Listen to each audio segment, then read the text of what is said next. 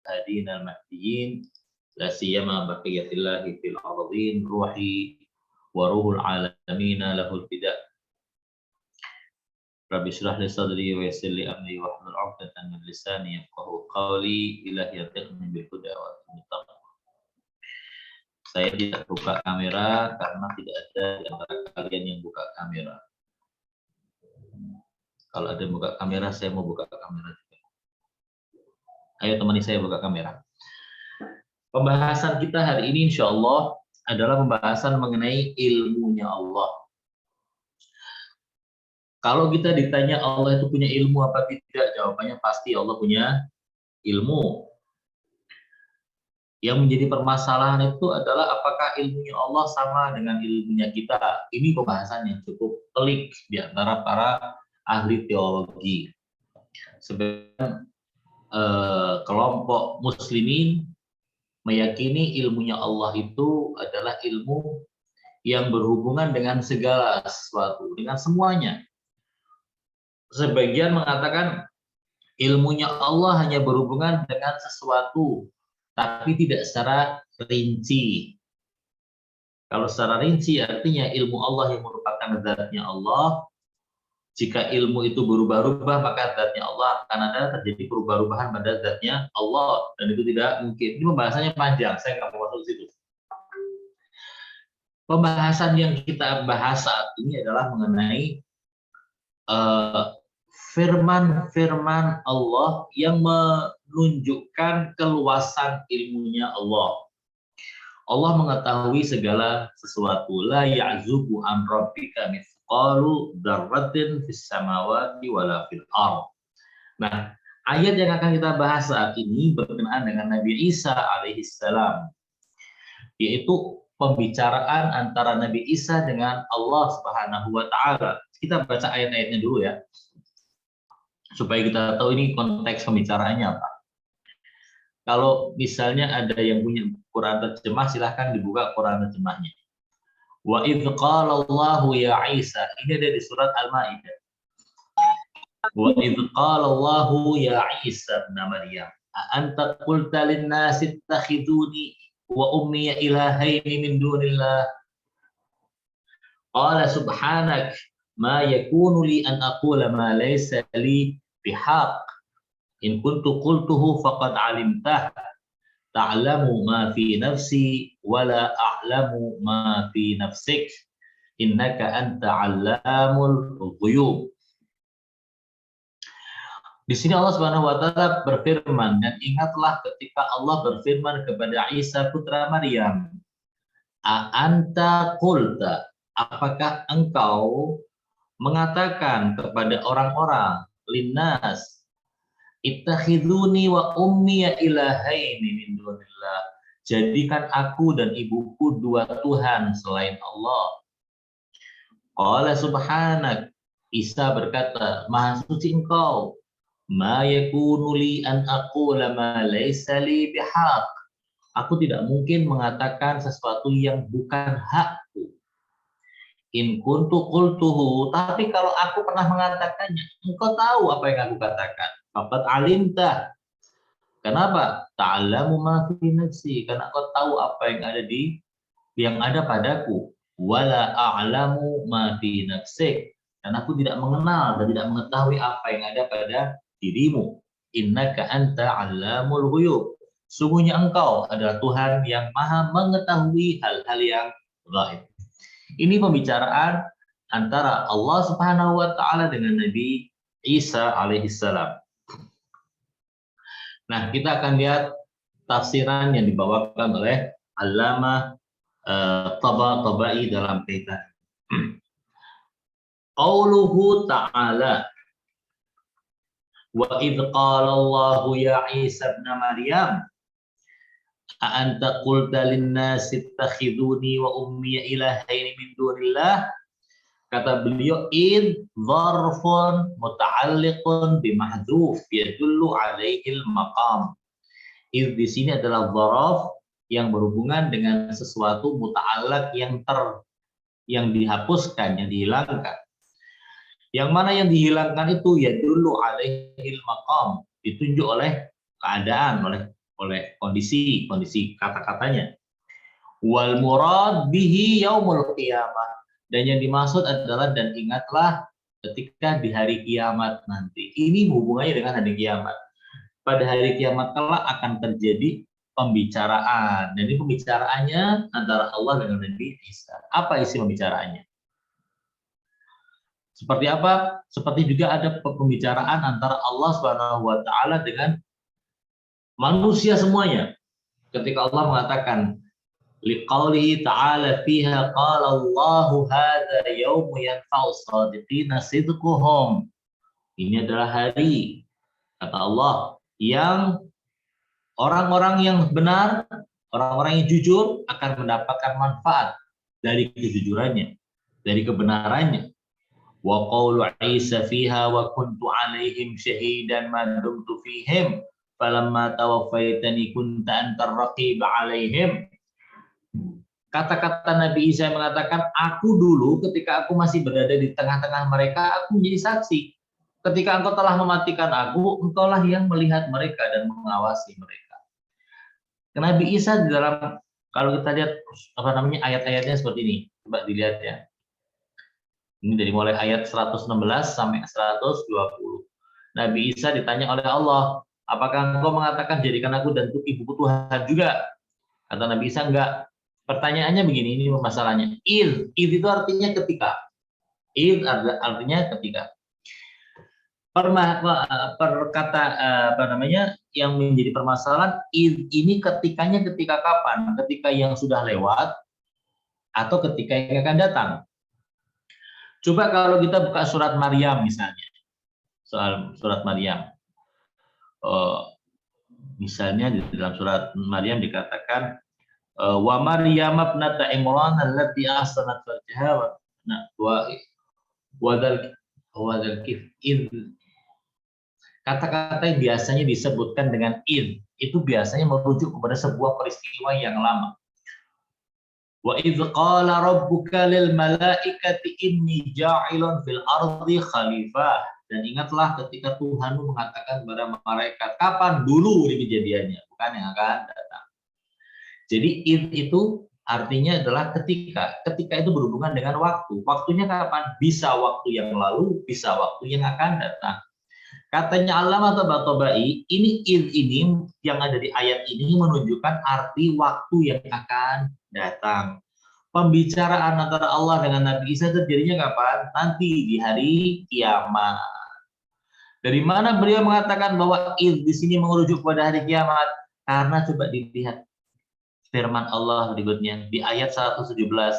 Ya Allah, dulu ketika aku wa kuntu alaihim syahidan ma dumtu fihim. Dulu ketika aku masih ada di tengah-tengah mereka, aku menjadi saksi. Berarti ini kisahnya bukan pada masa Nabi Isa hidup.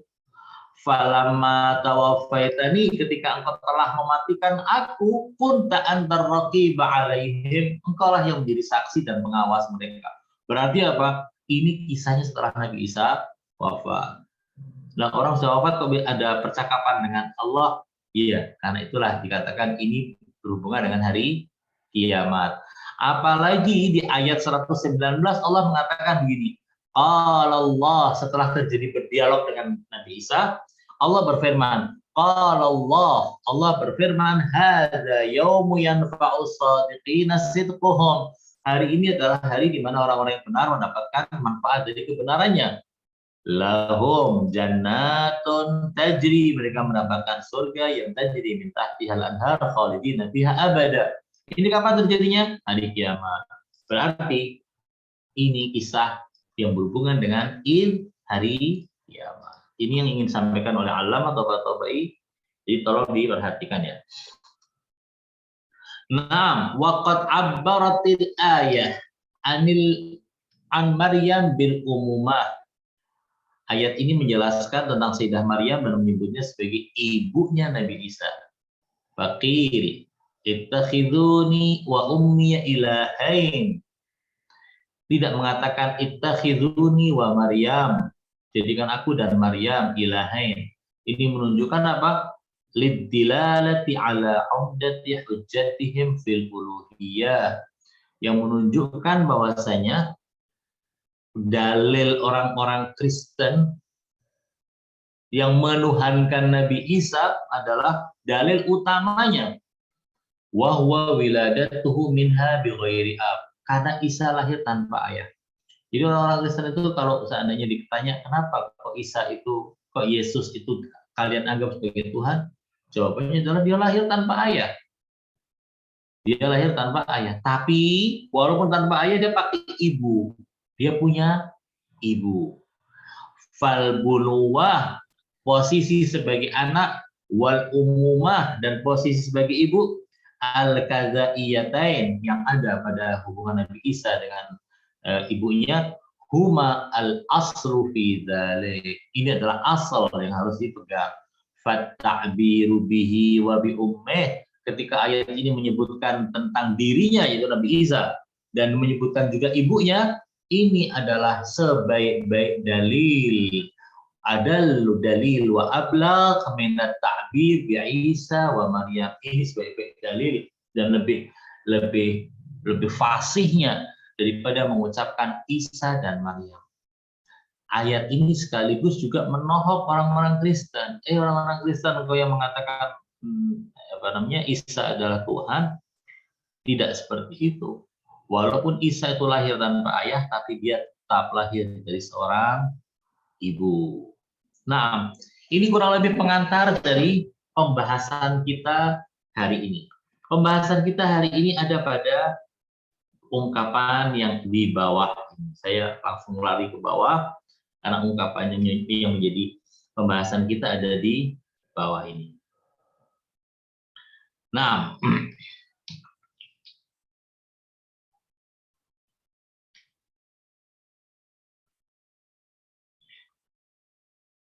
ya, firman Allah Subhanahu wa taala begini, "Tsumma asyara bi qawlihi ta'lamu ma fi nafsi." Nah, ayat sebelumnya ya. Qauluhu ta'ala alaihi menggunakan firman Allah, "Ma yakunu li an aqula ma laysa li bihaq." Nabi Isa menjawab Allah bahwa aku tidak mungkin mengatakan sesuatu yang bukan hakku.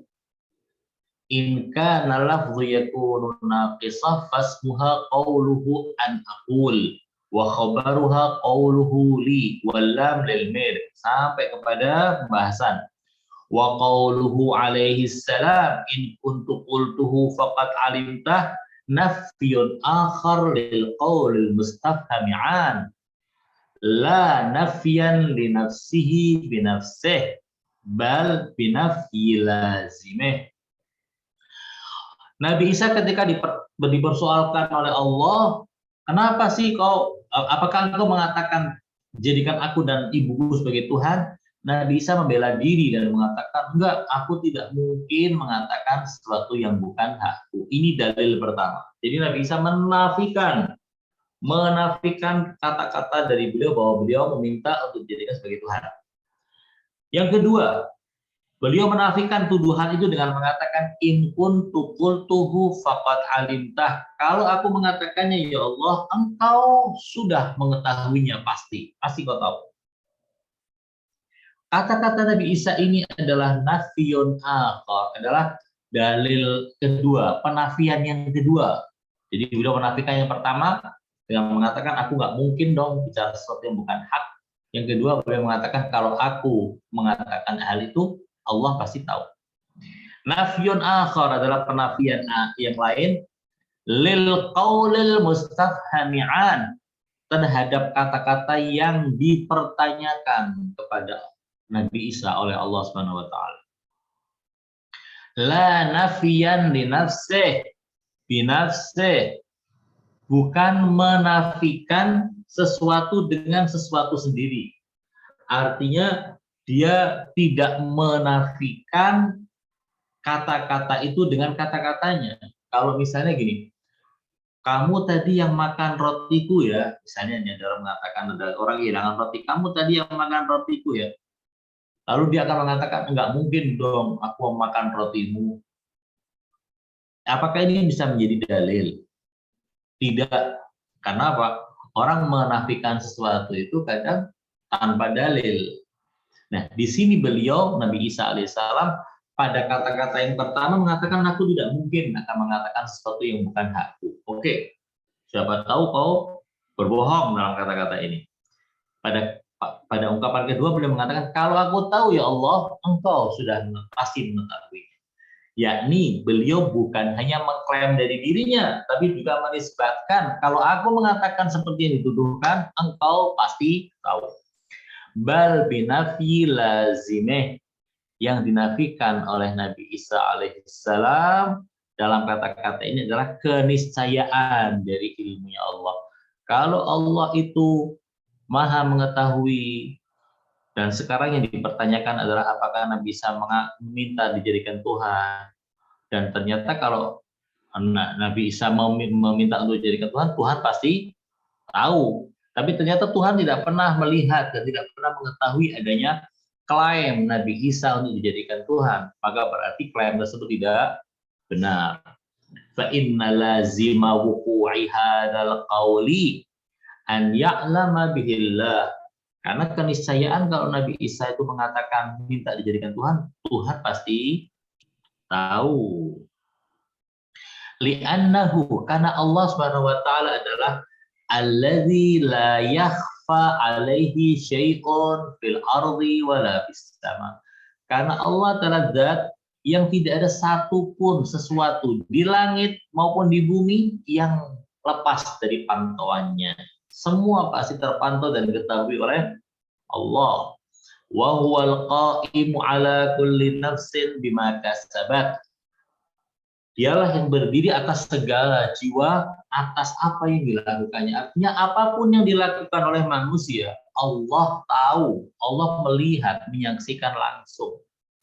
Kalau ada seorang misalnya mandor datang ke tengah-tengah para pekerja dan melihat pekerjaan para buruh di bawahnya, dia akan mengetahui siapa yang bekerja, siapa yang tidak bekerja.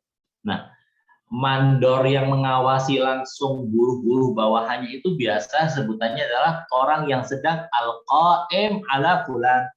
Orang yang mengawasi langsung, berdiri di depan orang yang melakukan. Allah itu ibaratnya, naudzubillah, lebih tinggi dari itu. Allah Subhanahu wa taala itu ibaratnya seperti itu. Dia melihat langsung apa yang kita lakukan. Ala kulli nafsin bima kasabat, atas apapun yang dilakukan oleh jiwa manusia atau jin atau siapapun, Allah pasti akan menyaksikannya. Al-muhitu bikulli syai'in, Allah adalah yang meliputi atas segala sesuatu.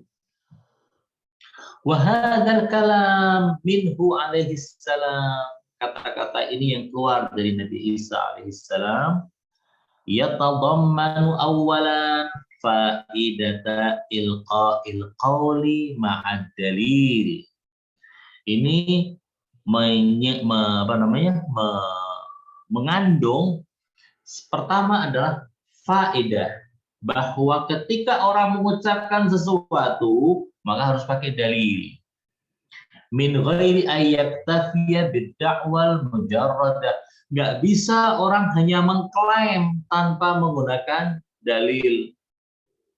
Misal kalau ada orang mengatakan, jamku hilang, kamu yang ngambil ya, menuduh, perlu dalil. Ya kan, menuduh perlu dalil. Nah sekarang ada tuduhan yang sedemikian santer terhadap seseorang, bahwa si fulan telah mencuri. Karena tuduhannya sedemikian santer, maka dia perlu untuk membela diri. Di pengadilan ketika orang didatangkan berdasarkan saksi-saksi, berdasarkan omongan fulan dan fulan dan fulan, kamu mencuri kambingnya Fahmi, misalnya. Yang dituduh siapa? Yang dituduh misalnya sama Rizgar. Rizgar mengatakan, aku bukan mencuri, aku tidak mungkin akan mencuri. Pertanyaan saya, kalau ada orang dituduh lalu mengatakan, aku bukan pencuri, aku bukan pembunuh, aku bukan perampok, apakah penolakan dia diterima di pengadilan? Diterima nggak kira-kira? Fahmi Idrus misalnya disyarat ke pengadilan dituduh misalnya telah melakukan penggelapan dana bantuan sosial Presiden Jokowi. Dituduh, masuk ke pengadilan. Lalu Fahmi mengatakan, aku nggak menyelewengkan kok. Kira-kira omongannya Fahmi Idrus langsung diterima oleh majelis hakim. Oh iya, Fahmi Idrus kan orang baik, nggak mungkin dia. Gitu diterima, langsung seperti itu. Ya enggak. Dia harus membela diri. Aku tidak makan sesuatu yang haram. Aku tidak menggelapkan dana itu. Sebab kalau aku menggelapkan dana itu, pasti akan ada yang tahu. Aku punya dalil bahwasanya dana itu tidak digelapkan oleh aku, karena aku tidak pernah tahu ada dana seperti itu. Ini dua bukti-buktinya. Nabi Isa dituduh bahwa telah mengatakan kepada umat manusia, jadikan aku Tuhan. Nabi Isa mengatakan tidak, aku tidak pernah mengatakan sesuatu yang tidak benar. Oke, klaim dari kamu untuk mengelak tuduhan. Pertanyaan, buktinya apa kalau kamu tidak melakukan hal itu? Di sini Nabi Isa ngambil kasih bukti. Buktinya apa? Bukankah Allah Maha mengetahui? Lah kalau Allah Maha mengetahui berarti dia juga tahu apa yang aku katakan dan aku lakukan. Kalau dia Maha mengetahui berarti dia tahu apa yang aku katakan. Saya mau tanya lagi, aku pernah ngomong gitu nggak ya Allah? Gitu kan ya? Wa hadzal kalam yatadamman awalan, yatadamman itu artinya mengandung sesuatu. Awalan faidata di sini maf'ul bihnya yatadamman. Faidata ilqa'il qaul, mengandung yang pertama adalah mengandung satu ungkapan, satu apa namanya, petunjuk, isyarat bahwasanya kalau hanya menyampaikan qaul saja tanpa dalil, min ghairi ayyatin bidalil mujarrad, artinya tidak boleh kita hanya menyampaikan sesuatu ungkapan, klaim tanpa dalil, buktikan dalilnya. Wasanian, yang kedua, ya tadamman yang kedua, al-isy'ara bi anna alladhi kana ya'tabiruhu fi af'alihi wa aqwalihi huwa ilmullah. Yang kedua, Nabi Isa ketika mengatakan in kuntu qultuhu faqad alimtah, jika aku mengatakannya maka engkau pasti mengetahuinya. Ini mengungkapkan bahwasanya, menunjukkan kepada kita bahwa segala hal yang terkait dengan ucapan-ucapan kita maupun kata-kata kita, perbuatan-perbuatan kita, tindak tanduk kita, semua itu diukur dengan ilmunya Allah. Allah mengetahuinya. Min ghairi ayya'ba'a bi ghairihi min khalqih alimu au jahilu.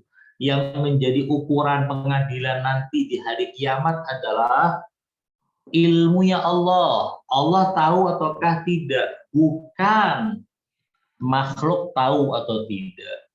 Jadi ikhwan, akhwat, anak-anakku sekalian, apapun yang kita lakukan di dunia, mau berbuat jahat, mau berbuat dosa, orang mungkin tidak tahu bahwa kita melakukan perbuatan dosa, tapi Allah tahu atau tidak?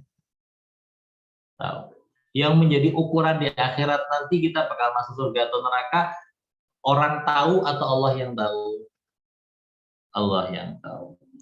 Betapa banyak orang yang nampaknya lahirnya orang baik, tapi ternyata dia busuk. Nah, lalu kemudian di akhirat nanti, di alam akhirat nih, di alam akhirat, seorang yang bernama Bapak X misalnya melenggang mau masuk surga.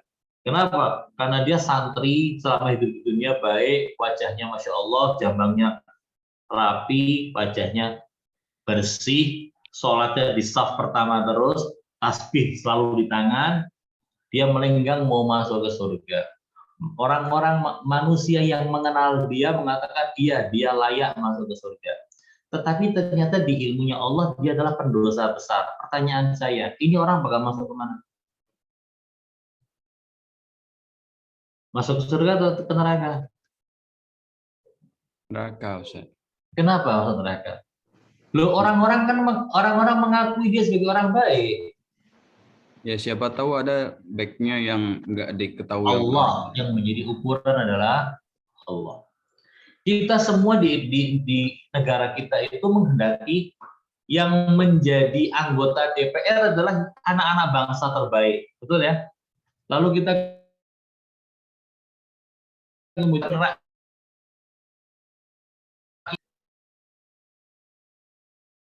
Kita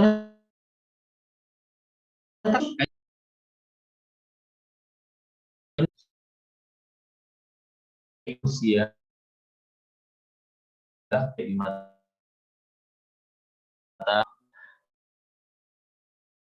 karena beliau adalah orang bahwa ada kebiasaan di kalangan orang laki-laki di Indonesia yang sebenarnya haram dan itu menurut semua ulama dalam semua mazhab, tapi banyak yang melakukan dan itu adalah haram. Tahu apa?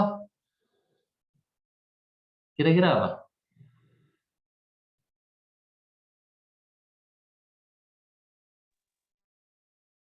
Ayo, ada yang tahu? Mungkin ini Ustadz memperlihatkan yang sering dilakukan oleh laki-laki. Bukan itu. Oh, gitu. Kira-kira ada yang tahu nggak? Yang anak perempuan kalau mau ikut jawab nggak apa-apa ya. Ada satu hal kebiasaan di tengah masyarakat Indonesia yang dilakukan oleh orang laki tentunya, yang ternyata hukumnya haram. Dan itu pendapat seluruh ulama dari semua mazhab. Mau Syafi'i, Hanafi, Hambali, Maliki, Wahabi, Syi'i, semuanya mengatakan haram. Tapi banyak kita saksikan. Apa? Merokok, Ustaz. Oh, enggak, merokok nggak apa-apa lah.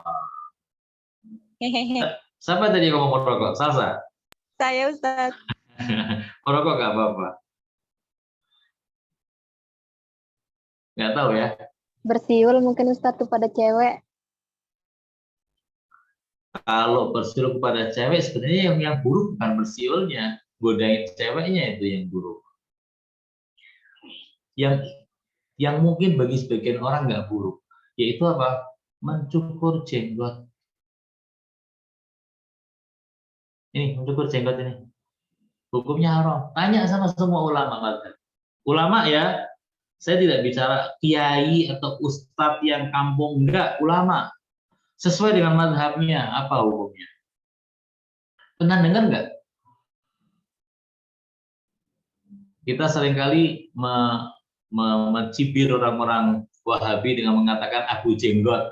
Padahal itu sunnah. Orang memelihara jenggot itu hukumnya sunnah. Betul? Ingat? Ya. Justru orang yang mencukur jenggot sampai habis itu telah melakukan perbuatan haram.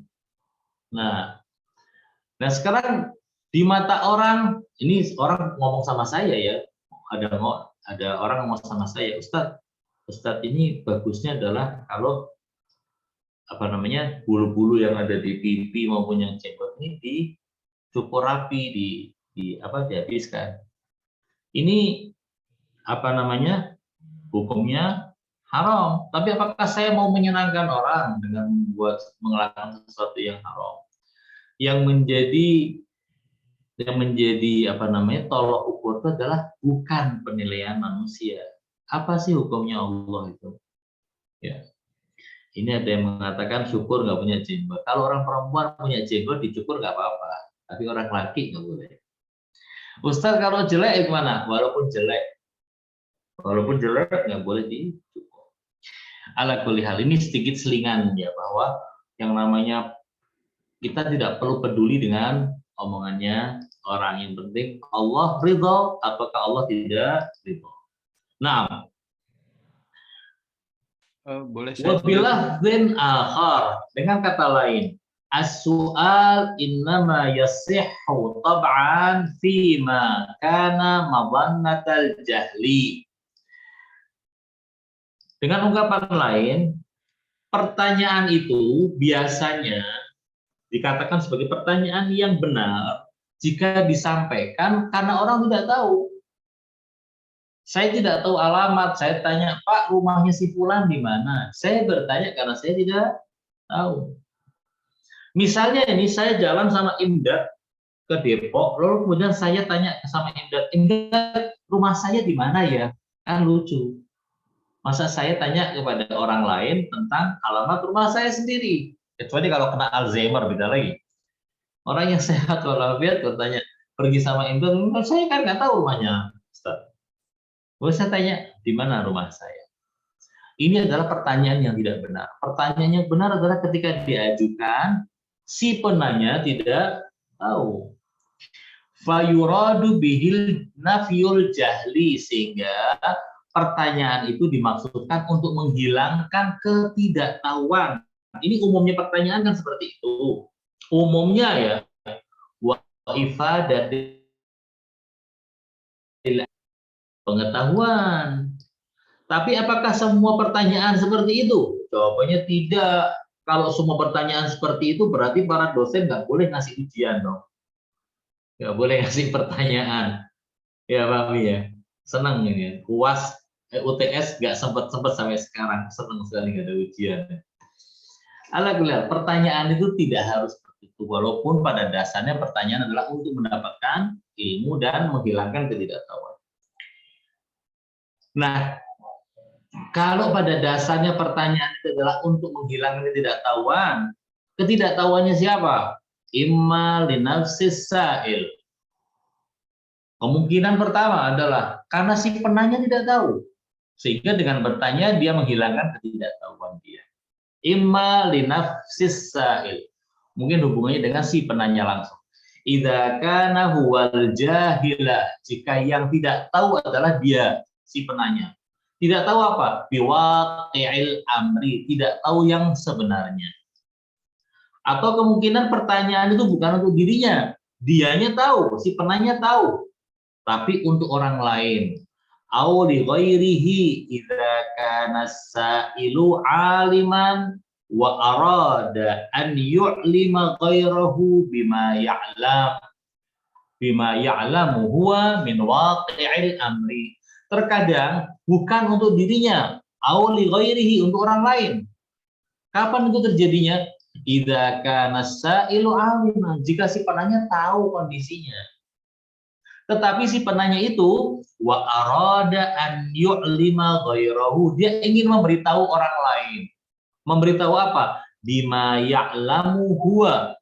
Dia ingin memberitahu orang lain tentang apa yang dia ketahui min waqil dari sebuah fakta.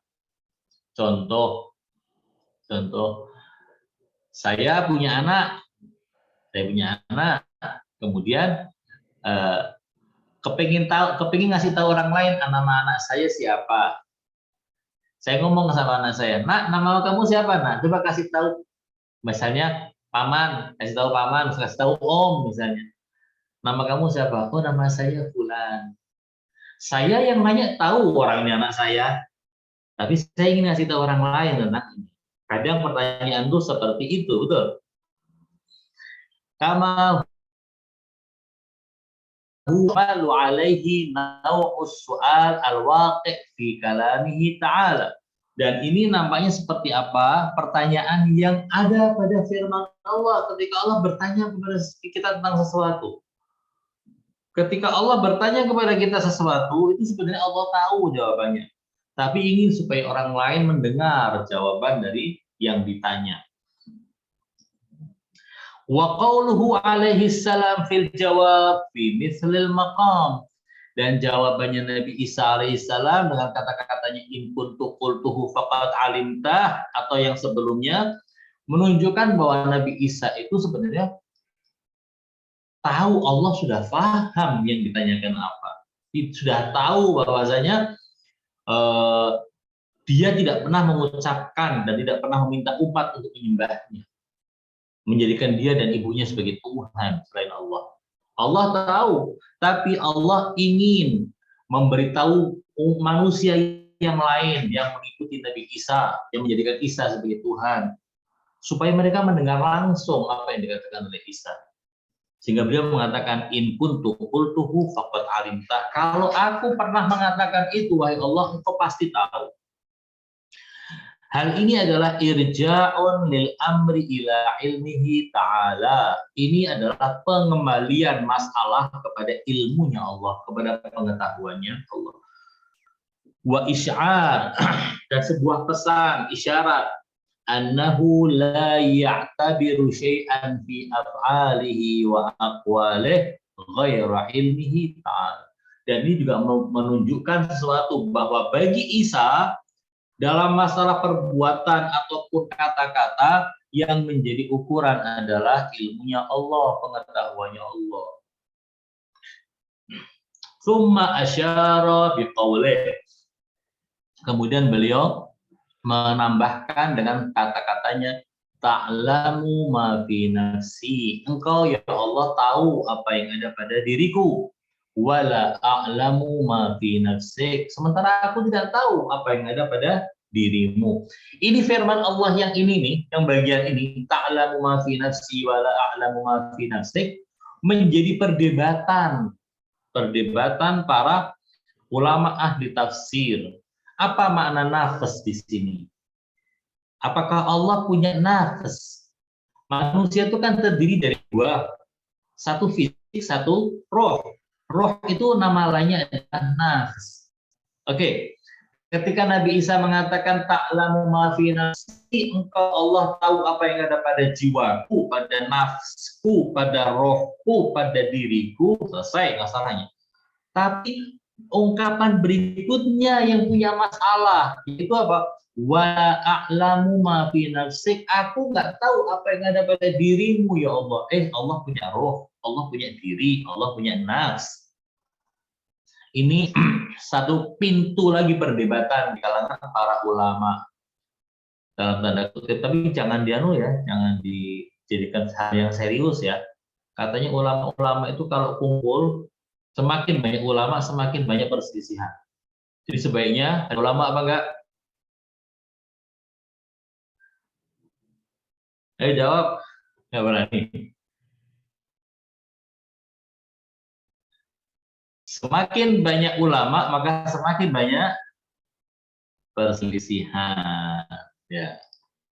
Ta'lamu ma fi nafsi wa la a'lamu ma fi nafsik. Innaka anta 'allamul ghuyub. Sungguh engkau ya Allah adalah Tuhan yang Maha mengetahui atas hal-hal yang gaib. Liyakuna tanzihan li ilmihi. Kata-katanya Nabi Isa ini adalah menjadi pembersih yang membersihkan ilmu Allah dari apa? An mukhalatatil jahliyah.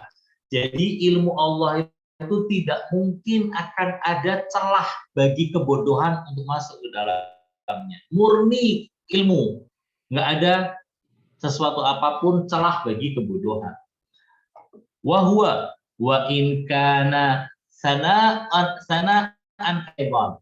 Walaupun kata-kata Nabi Isa ini adalah bentuk pujian kepada Allah fi nafsih, lakinnahu ghairu maqsud.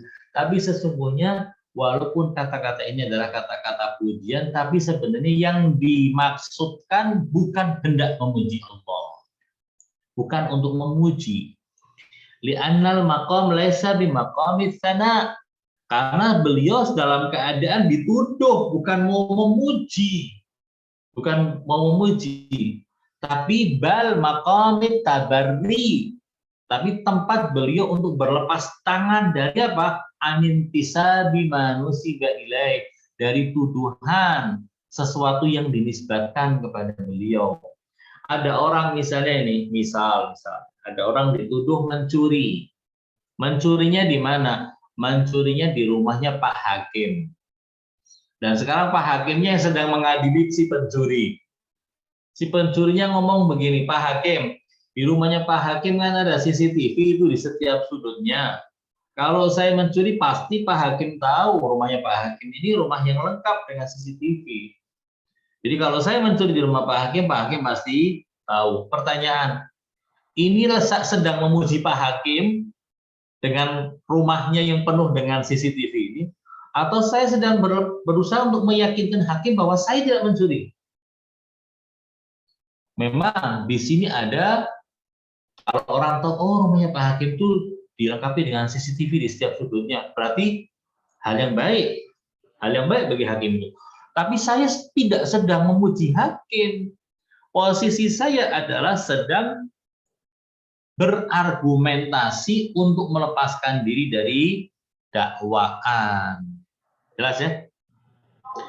Faqauluhu alaihi salam, karena itulah kata-kata Nabi Isa alaihissalam, ta'lamu ma fi nafsi, engkau tahu apa yang ada pada diriku, adalah tawdihun, adalah penjelas linufudil ilm, yang menjelaskan tentang ilmunya Allah Subhanahu wa taala, alladzi dzakarahu fi qaulih, yang disebutkan dalam kata-katanya, in kuntu qultuhu faqad alimtah, kalau aku mengatakan hal itu engkau pasti tahu.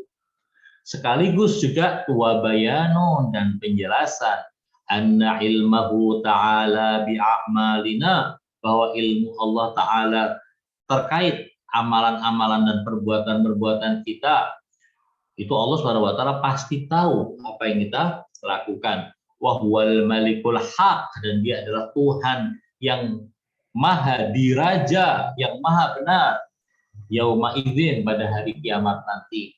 Laisa min qabili ilmil muluk, yakni ilmunya Allah terhadap perbuatan kita, laisa min qabili ilmil muluki minna, bukan seperti pengetahuan raja terhadap apa? Bi ahwali ra'iyatih, tentang keadaan rakyatnya. Kalau raja misalnya sekarang Jokowi ya, Presiden Jokowi, anggap saja Jokowi ini adalah presiden yang sangat peduli dengan rakyat. Setiap hari dia mendengarkan laporan-laporan dari mana-mana tentang keadaan rakyatnya. Ini rakyatku sudah makan atau belum? Rakyatku yang ada di Sadra ini sudah mendapatkan gizi ataukah belum? Misal ini. Jadi mendengarkan berita dari mana-mana. Anggap ada seorang presiden seperti itu yang sangat peduli. Pertanyaan, apakah presiden yang mendengarkan laporan dan membaca laporan dari seluruh negeri, dia tahu dengan 100% kondisi negaranya ataukah tidak? Jawabannya tidak. Kenapa?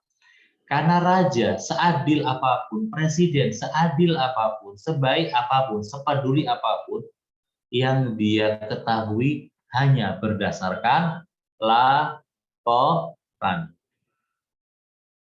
Kalian nggak tahu kejadian tahun 80-an ya, belum lahir kalian. Tahun 1980-an itu ada 3 macan Asia pada saat itu. Ada 3 macan Asia dari sisi ekonomi. Salah satunya adalah Indonesia. Yang kedua Cina. Yang ketiga Jepang. Ya, macan-macan Asia. Tahun 80-an perkembangan ekonomi Indonesia sedemikian dahsyat. Laju ekonominya, pertumbuhan ekonominya. Tapi ternyata pada tahun 97 ketahuan bahwa pesatnya ekonomi Indonesia hanya seperti apa? Seperti gelembung udara yang kosong. Ketika ada tusukan, sedikit tusukan, gelembung itu akan buyar semuanya. Terjadilah krisis moneter tahun 97. Kalau moneter kalian mungkin pernah dengar beritanya. Ya, tapi kalau kondisi tahun 80-an mungkin kurang bisa memahami kalian. Kita dulu di atasnya Korea Selatan, ekonomi Indonesia dulu di atas Korea Selatan, di atas Malaysia, di atas Thailand. Tapi tahun 97 ternyata kita ibarat macan ompong, macan yang tidak bisa memiliki kekuatan apapun juga. Nah, presiden penguasa pada saat itu suka mendapatkan laporan-laporan tentang kemajuan di mana-mana. Dia tahunya negaranya aman sentosa, rakyatnya bahagia, rakyatnya makan semua. Allah Subhanahu wa taala sebagai raja di raja, dia mengetahui kondisi hamba-hambanya tidak seperti pengetahuan presiden atau raja terhadap kondisi rakyatnya.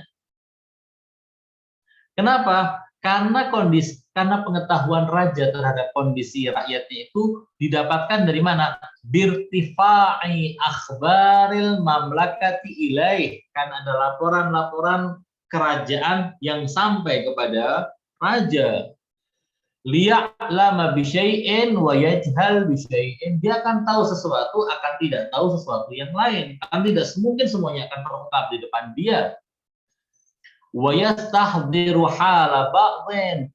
Raja mungkin dia akan ingat tentang suatu permasalahan dan akan menyelesaikannya. Wa yaghfulu an hali ba'dhin. Tapi terkadang dia juga melupakan yang lain. Beda dengan Allah. Bal huwa subhanahu latifun khabir. Tapi Allah beda. Allah subhanahu wa ta'ala maha lembut dan maha mengetahui segala sesuatu. Lembut di sini apa? Hal yang kecil seperti apapun Allah tahu. Khabirun bikulli syai'in. Dia maha mengetahui atas segala sesuatu. Dan di antara segala sesuatu yang Allah ketahui itu adalah wa minha nafsu Isa ibn Maryam bi khususih. Termasuk di antaranya dia tahu dirinya Nabi Isa alaihissalam, jiwanya Nabi Isa. Jadi Allah mengetahui tentang Nabi Isa. Wa ma'adzalik, meski demikian, lam yastawfi haqqal bayani fi wasfi ilmihi ta'ala.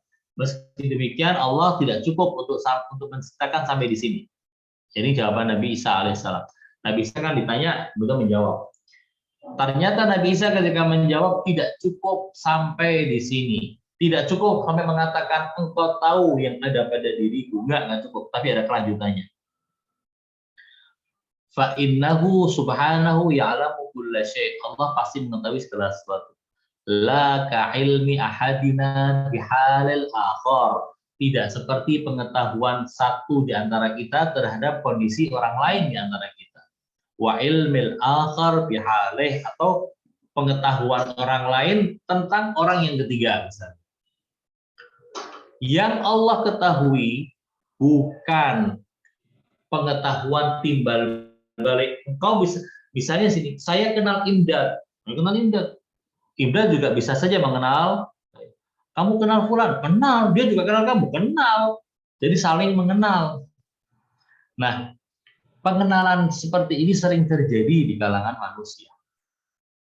Tapi beda dengan Allah. Bal ya'lam ma yu'lamu bil ihatati bihi min ghairi an yuhita bihi syai'un. Allah mengetahui segala sesuatu sedetail-detailnya sesuatu itu. Padahal apa? Min ghairi an yuhita bihi syai'un. Tidak ada sesuatu apapun yang bisa meliputi Allah, yang bisa mengetahui Allah dengan pengetahuan yang sebenarnya. Wala yuhituna bihi ilma. Tidak ada ilmu apapun yang bisa menguasai dan meliputi Allah. Fahuwa ta'ala, karena itu Allah Ta'ala adalah ilahun ghairu mahdudin. Tuhan tak terbatas. Perhatikan terjemahannya.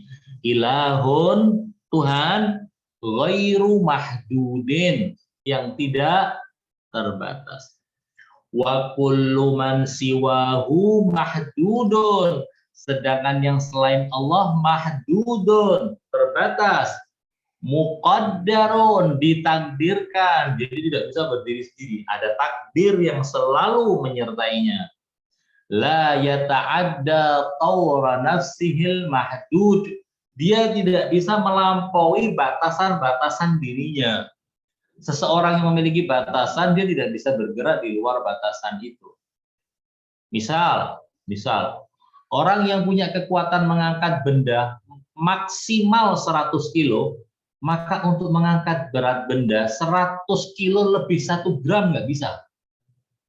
Nggak mungkin bisa. Karena mentoknya dia di 100 kilo 000. Nggak ada 1 gramnya. Ditambahin 1 gram jatuh dia. Pernah melihat itu nggak, pertunjukan keseimbangan. Pertunjukan keseimbangan itu betul-betul dahsyat. Betul-betul dahsyat. Hanya dengan sehelai bulu. Ketika bulu itu dicabut, diambil bulu loh. Sehelai bulu. Ketika bulu itu diangkat runtuh semuanya. Kenapa? Keseimbangannya ada pada situ. Ya, diangkat sedikit sudah tidak seimbang. Nah, makhluk juga seperti itu. Setiap makhluk itu terbatas. Di atas itu sedikit dia sudah tidak mungkin akan mampu untuk beraktivitas dan melakukan apapun. Walidzalik, karena itulah dhamma alaihi salam ila jumlatan ukhra. Karena itu Nabi Isa bukan hanya mengatakan engkau tahu diriku, tapi menambahkan dan aku tidak tahu yang ada pada diri. Jadi beda. Saya kenal Imdad, Imdad kenal saya.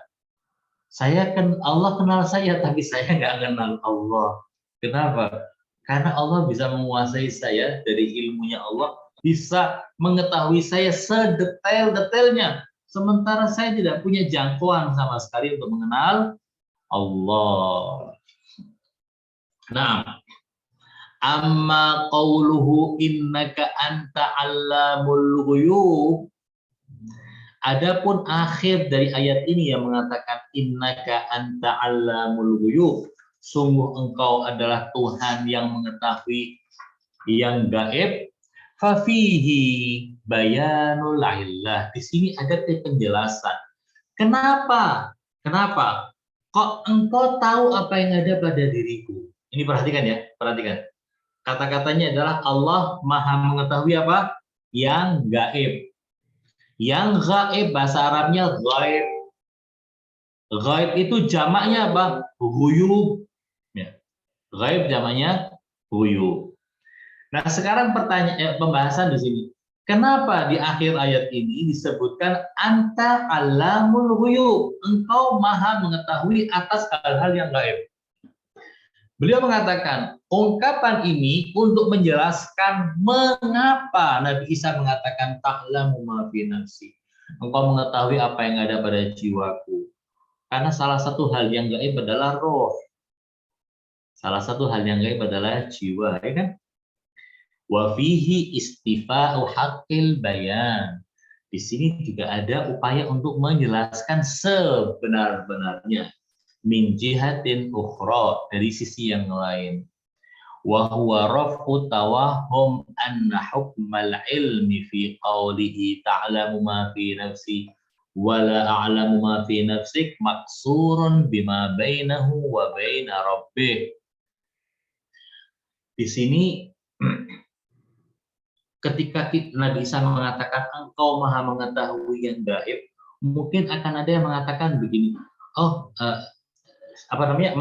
sebelum ini, jika dikatakan bahwasanya ya Allah engkau tahu yang ada pada diriku, perhatikan, ya Allah engkau tahu apa yang ada pada diriku, bisa jadi orang memahaminya Allah itu tahu tentang apa yang ada pada diri Nabi Isa, tapi tidak tahu yang ada pada diri Imdad, tidak tahu yang ada pada diri misalnya Rizgar, tidak tahu pada diri Nanda, bisa jadi seperti itu kan? Karena ayatnya mengatakan engkau tahu yang ada pada diriku.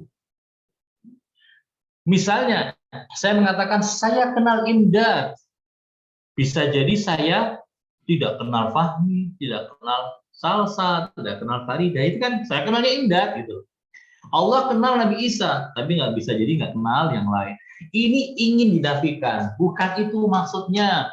Maksudnya Isa itu satu dari semua yang diketahui oleh Allah. Contoh saja sebenarnya. Dan Allah tahu yang gaib. Nah, wa fihi istifa'u haqqil bayani min jihatin ukhra. Di sini ada upaya untuk menjelaskan secara yang lebih general, yang lebih luas. Istifa itu lebih jelas, lebih luas. Apa yang dijelaskan yang lebih luas lagi? Wa huwa raf'u tawahhum, untuk menghilangkan tawahhum, untuk menghilangkan kesalahpahaman. Apa kesalahpahamannya ini? Anna hukmal ilmi, hukum tentang ilmu yang ada pada kata-kata ta'lamu ma fi nafsi wa la a'lamu ma fi nafsik. Di sini kan ada ilmu kan, pengetahuan Allah tentang kita dan pengetahuan tentang Allah. Ini timbal balik semacam ini. Maksurun, ini hanya hubungannya antara bima bainahu wa baina rabbi, antara Isa dengan Tuhannya. bukan antara Tuhan dengan yang lain. Nah, supaya jangan ada yang punya anggapan keliru semacam ini, dikatakan anta alamul ghuyub. Jadi bukan hanya Isa saja yang kau ketahui. La yataridu fi kulli syai'in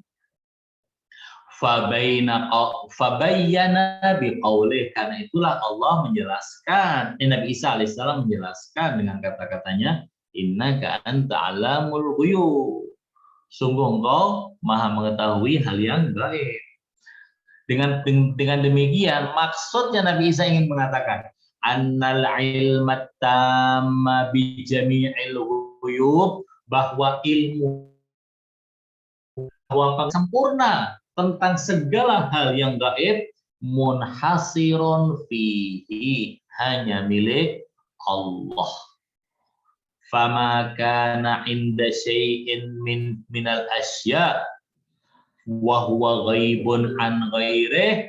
Kalau ada sesuatu ada di sisi yang lain, tetapi dia tidak diketahui dan tidak ada di sisi orang yang lain.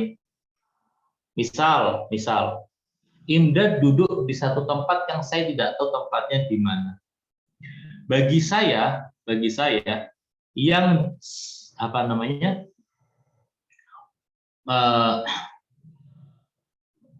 tempat duduk atau kursi yang diduduki oleh Imdad saat ini bentuknya seperti apa saya nggak tahu, karena itu gaib bagi saya, ya. Tapi tidak gaib bagi Imdad, betul. Misalnya ini nggak tahu Fahmi itu sedang berada di mana. Fahmi mungkin sekarang pakai kaos kaki nggak? Sedang tidak? Enggak, Ustaz. Enggak. Oke, mungkin di antara kalian ada yang misalnya gini, ada yang tidak buka kamera kan ya.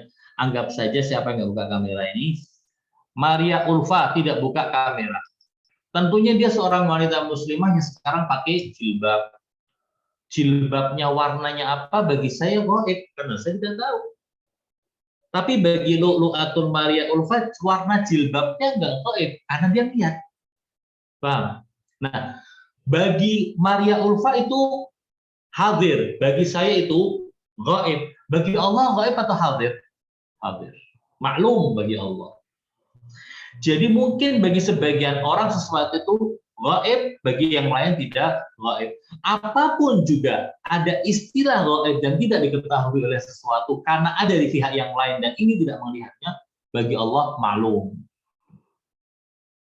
Diketahui semua oleh Allah SWT. Termasuk di antaranya zaman dulu, zamannya Majapahit, kita kan nggak pernah tahu zamannya Majapahit. Kita hanya tahu buku-buku sejarahnya yang saya yakin banyak bohong-bohongnya di dalamnya. Sejarah Majapahit bagi kita yang tidak mengalaminya adalah hal yang gaib. Bagi Gajah Mada hal yang hadir, bukan gaib. Nah, ketika ada sebutan gaib, Allah tahu apa enggak? Pasti Allah tahu. Apapun yang gaib pasti Allah tahu. Fahuwa ma'lumun billahi subhanahu wa huwa muhitun bih. Dia yang meliputinya. Walazimu dzalik, keniscayaan dari itu adalah an la ya'lama syai'an la yu'lama syai'un minal asya'i bi ghaibihi ta'ala wala bi ghaibi ghairihi alladhi huwa ta'ala alimun bih. Keniscayaan dari itu adalah tidak ada sesuatu yang diketahui, nah, ya, tidak ada sesuatu yang diketahui, la an la yu'lama bi syai', tidak ada sesuatu yang tidak diketahui. Nah, tidak ada bahwa an la yu'lama syai'un bi ghaibi, sesuatu yang gaib itu tidak mungkin tidak diketahui oleh Allah Subhanahu wa taala. Dan tidak mungkin gaib sesuatu yang bagi orang lain dia tidak gaib, tidak diketahui oleh Allah. Segala sesuatu yang gaib, yang punya istilah dia gaib, dia diketahui oleh Allah. Fahuwa huwa ta'ala alimun bihi. Li'annahu makhlukun mahdud. Segala apapun yang disebut gaib itu makhluk yang terbatas. La yata'adda tura nafsih. Tidak bisa lebih dari lingkup yang dia miliki, batasan-batasan yang dia miliki. Fahuwa alamu jami'il ghuyub. Karena itu Allah maha mengetahui segala hal yang bersifat gaib. Wala yu'lamu syai'un wala ya'lamu syai'un ghairahu ta'ala bi syai'in minal ghuyub lal kul walal ba'd. Dan tidak ada sesuatu apapun yang mengetahui tentang Allah. Tidak ada sesuatu yang mengetahui tentang Allah. Wala yu'lamu syai' wala ya'lamu syai'un ghairahu ta'ala. Tidak ada sesuatu apapun yang mengetahui selain Allah bisyai'in minal ghuyub, segala sesuatu yang gaib. Lal kul, tidak semuanya, walal ba'd, dan tidak pula sebagiannya.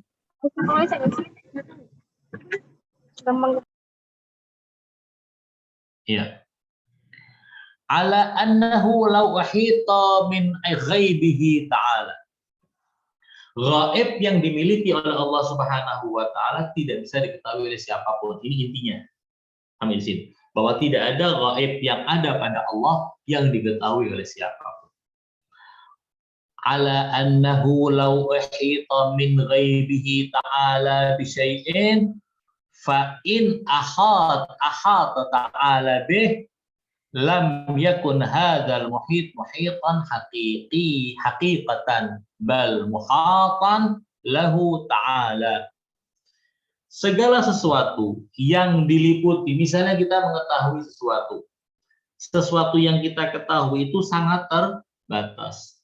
Anggap saja kita meliputi sesuatu dengan pengetahuan kita. Ketahui pula bahwasanya pengetahuan kita yang kita anggap sudah detail tentang sesuatu itu tidak bisa dikatakan sebagai pengetahuan yang rinci dan sebenarnya secara hakikatnya. Pasti ada hal-hal yang terlewatkan. Yang tahu hanya siapa? Allah. Bal muhatan lahu ta'ala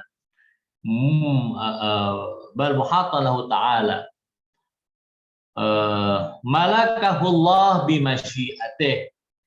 Allah yang memilikinya dengan masyiah dan kehendaknya. An yuhita bi syai'in min mulkih min ghairi an yakhruja min bidzalika min mulkih. Kama qala ta'ala wa la yuhituna bi syai'in min ilmihi illa bima syaa. Wa in lam yuhit subhanahu bima ahata bih kana madruban bihaddin fakana makhluqan ta'ala Allah an dzalika 'uluwan kabira. Jadi segala sesuatu yang kita anggap saja begini. Dalam masalah mendefinisikan sesuatu pun manusia mengalami kesulitan. Saya kasih contoh misalnya, kalau kalian ditanya ma huwal insan, biasanya orang-orang ahli mantik jawabannya apa? Al insanu huwa hayawanun nate. Hayawanun nate. Pertanyaan, apakah benar bahwa manusia itu adalah hayawanun nate? Para ahli filsafat dan ahli mantik tidak bisa memastikan. Tapi setidaknya sekarang ini yang dipahami oleh manusia, oleh para manusia ini, bahwa yang namanya manusia insan adalah hayawanun nate. Apakah benar manusia itu adalah hayawan? Dan apakah benar bahwa fasalnya manusia dari hayawan adalah natiqiyah? Itu juga masih belum bisa dipastikan. Nah, manusia tidak mengenal dirinya. Bagaimana dia akan mengenal Allahu Ta'ala? Nah, sampai di sini kalau ada yang mau ditanyakan silakan.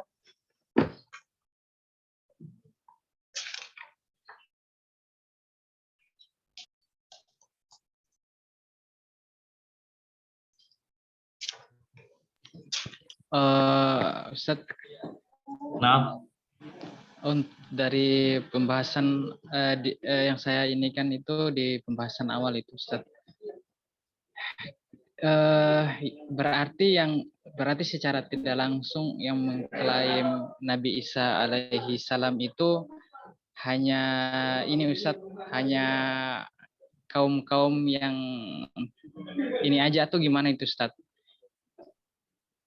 Atau ada oknum-oknum tersendiri yang memang dengan niat mengagungkan tapi menisbahkan bahwa Nabi Isa itu adalah Tuhan, atau gimana itu Ustaz? Iya, tentang masalah ketuhanan Nabi Isa itu juga sebenarnya kalau kita mau melakukan penelitian, ada pintu penelitian sebenarnya di sini.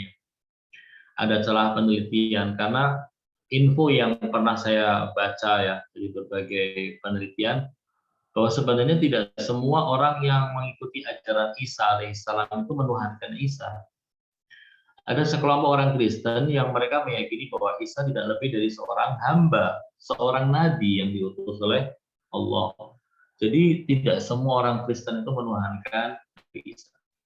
Memang kebanyakan mereka menuhankan Nabi Isa, tapi sejauh mana mereka menuhankan itu juga berbeda-beda pendapatnya. Umumnya orang Kristen mengatakan Nabi Isa adalah satu dari 3 oknum Tuhan, Tuhan Bapa, Tuhan Anak, dan Tuhan Roh Kudus. Siapa orang pertama yang memiliki pemikiran bahwa Nabi Isa adalah Tuhan? Tidak ada yang berani mengatakan seperti itu. Tapi sejauh penelitian dan pentelaah yang saya baca, orang pertama yang berani mengatakan bahwa Nabi Isa itu bukan manusia, melainkan anak Allah, adalah Saul yang bergelar Paulus. Paulus ini adalah seorang Yahudi dulu, sangat membenci Nabi Isa dan para pengikutnya. Bahkan terlibat dalam perburuan pengikut-pengikut Isa.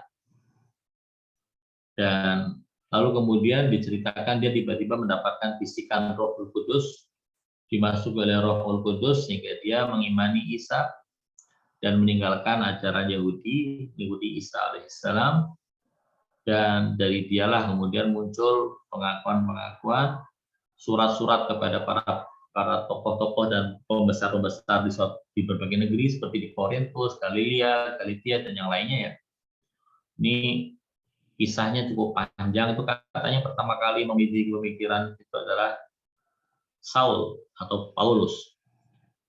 Walaupun ada pula penelitian yang mengatakan bahwa sebenarnya pengakuan kepada ketuhanan Isa itu supaya supaya Nabi Isa dan para pengikutnya itu tidak dikejar-kejar oleh orang-orang Romawi. Karena Romawi itu mengikuti ajaran agama yang menyembah patung dan dewa-dewa itu, yang meyakini bahwa dewa itu punya titisan, punya anak, dewa tertinggi punya anak turun ke bumi, menjelma menjadi manusia untuk menyelamatkan manusia dan membimbing. Nah, pemikiran itu kemudian diadopsi oleh sekelompok orang dan mengawinkannya dengan pemikiran Nabi Isa alaihissalam. Mukjizat yang ada pada Nabi Isa menciptakan burung dari tanah liat, menghidupkan orang yang mati, menyembuhkan orang yang tidak bisa disembuhkan, memberitahu berita-berita yang gaib, dan lahir tanpa melalui proses dari seorang ayah. Ini dijadikan alasan bahwa Isa bukan manusia. Isa lebih mirip dengan anaknya Tuhan atau dewa itu. Sehingga muncullah pemikiran itu. Tapi ini hanya menurut saya ya, walaupun mungkin benar, karena kita orang Islam ya. Kita orang Islam, kita meyakini seperti ini kayaknya benar. Seandainya ini masih mentah, ini adalah medan untuk penelitian. Diteliti sejauh mana Isa itu memang dijadikan sebagai Tuhan oleh orang-orang Kristen. Sebenarnya kalau Fahmi Idrus atau yang lainnya, ini kalian yang ada di sini kalau mau melakukan penelitian, monggo, ada satu hal penting yang bisa dilakukan sebagai bahan penelitian. Apa itu? Coba kalian yang di sini pernah tahu agama Kristen apa enggak? Kalau kalian tahu agama Kristen, maka agama Kristen itu berdiri di atas pemikiran Trinitas. Tuhannya satu, la ilaha illallahnya tetap sama dengan kita.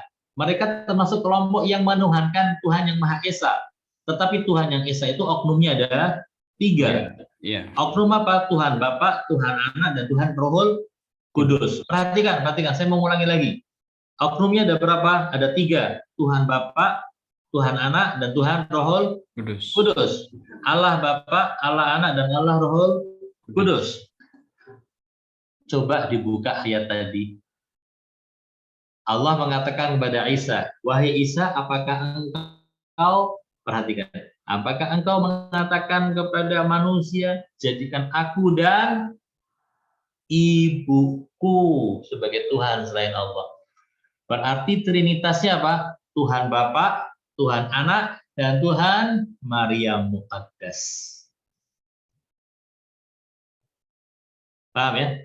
Tuhan Bapa, Tuhan Anak, dan Maryam. Kok beda dengan trinitas orang Kristen yang ada di zaman ini? Tidak ada orang Kristen manapun juga di zaman ini sekarang. Paling tidak mayoritas orang Kristen.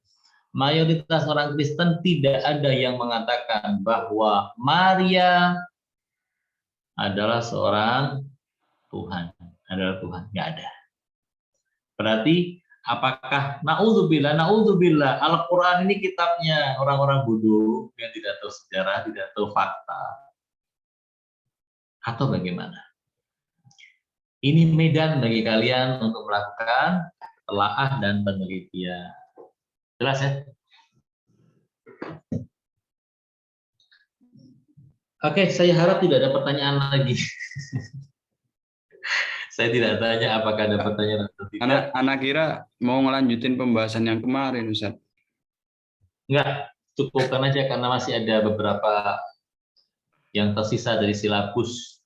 Pertemuan yang keberapa sekarang ini? Berapa ya? Mungkin masih sekitar 2 atau 3 pertemuan lagi. Ya. Lebih. 2 antara 2 sama 3, Ustaz.